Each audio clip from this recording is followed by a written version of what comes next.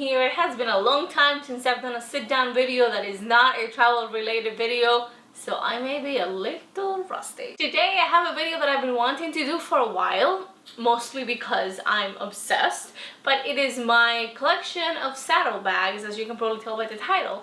And the truth is that it's 4 saddlebags and 1 feed bag, but I felt that the feed bag was within the equestrian theme, and so it belonged in this video. So I've always liked equestrian themed clothing. I'm a big fan of riding boots, and I don't actually have a pair.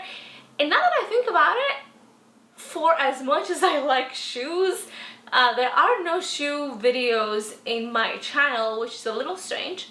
But that's neither here nor there. On with the bags. The price range of the bags is a really wide spectrum. I have everywhere from under $100 to nearly $2,000 and everything in between. So why don't we just go ahead and get started with the first one. The first bag is this little one that I bought in Bosnian, in Herzegovina, when I was there a couple of months ago. When I went on my trip, and I'll put a link to that playlist somewhere on the video so you can go see it. When I went on that trip, I only brought with me 1 bag, and it was a big bag that I could fit my camera in and my photo gear in.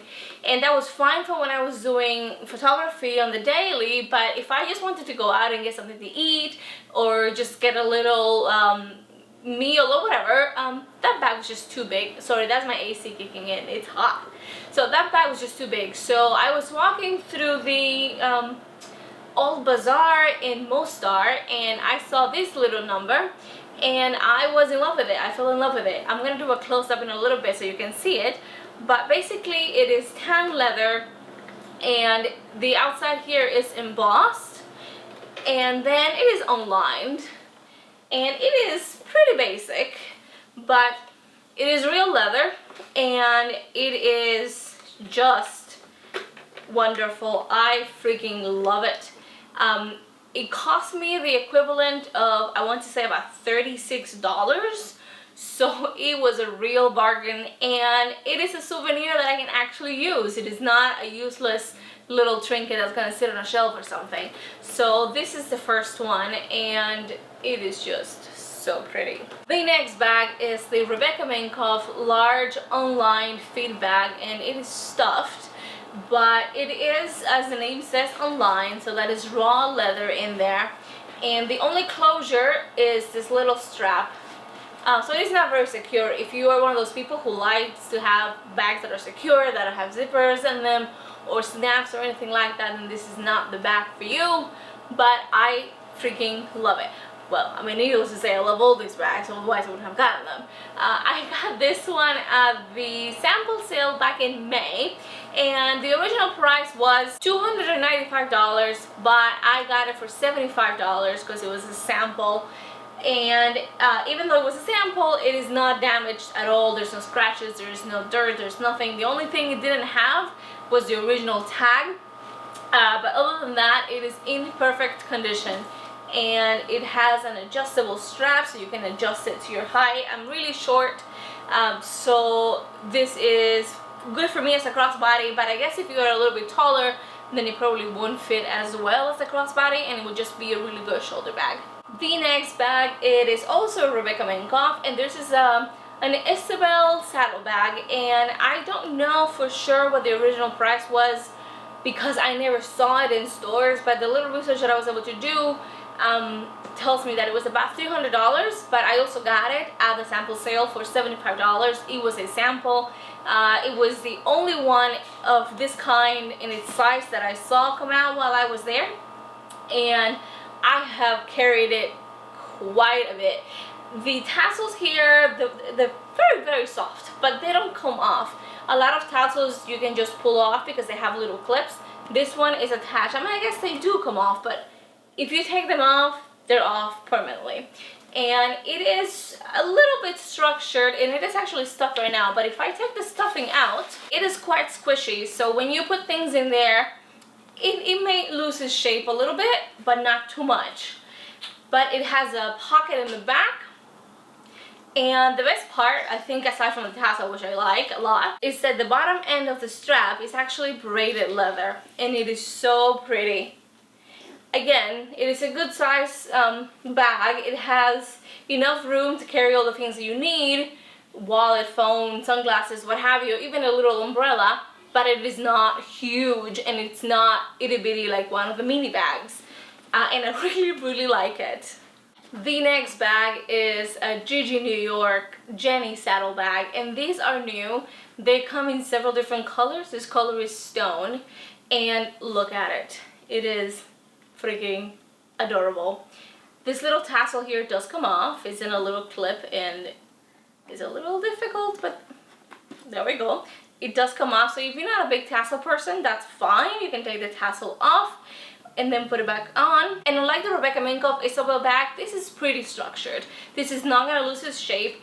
The sides are really squishy, although not the top, but the sides are really squishy, but the bottom is set. This is rigid. I mean, this shape is not going anywhere.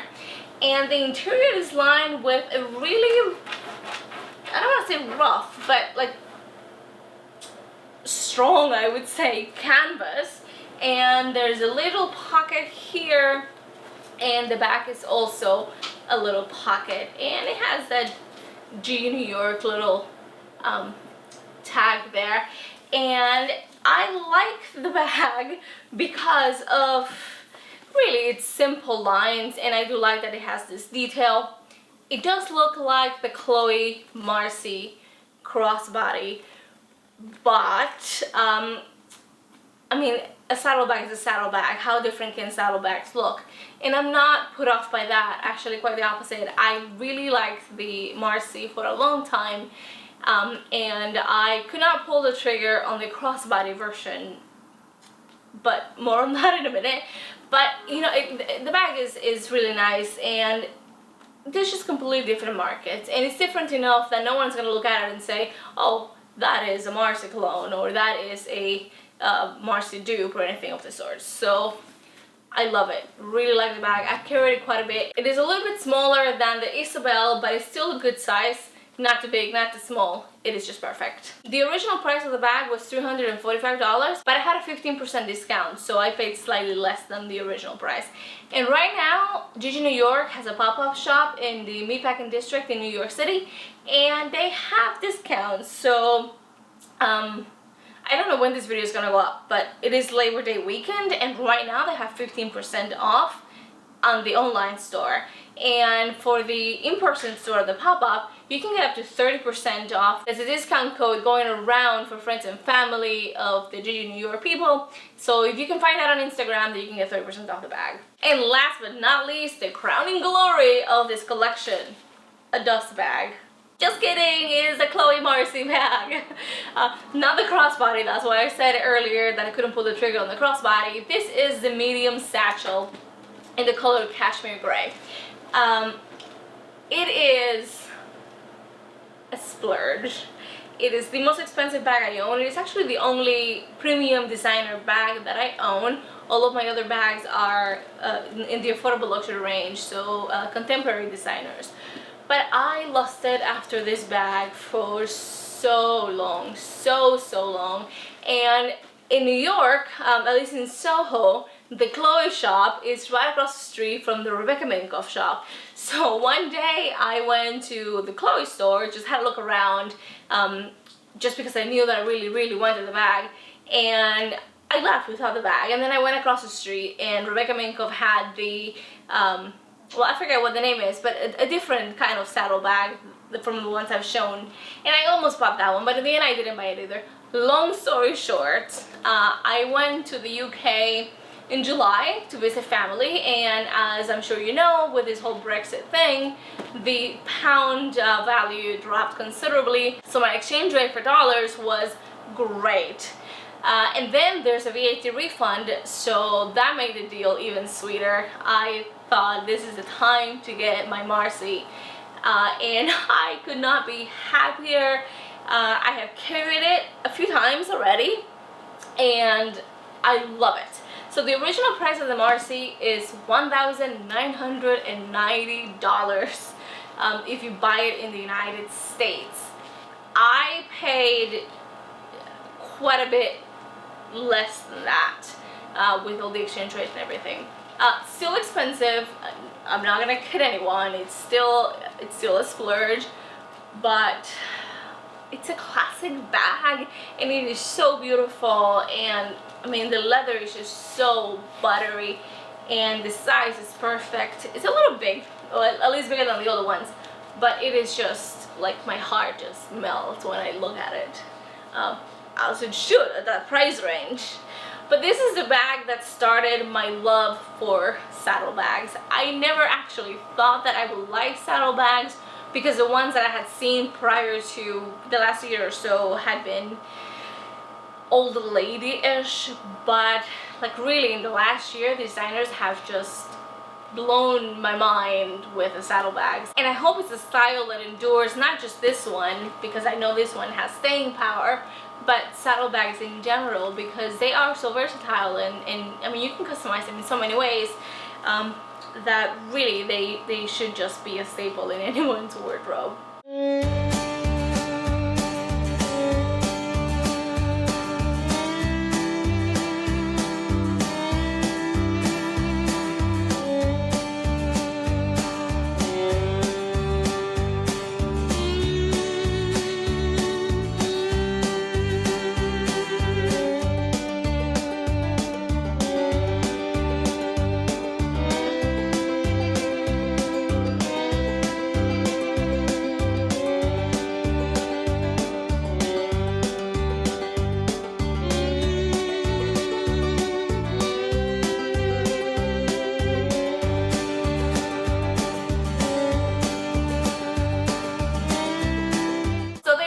That's my little saddlebag collection. That's 5 bags, and I think I am done with saddlebags, maybe.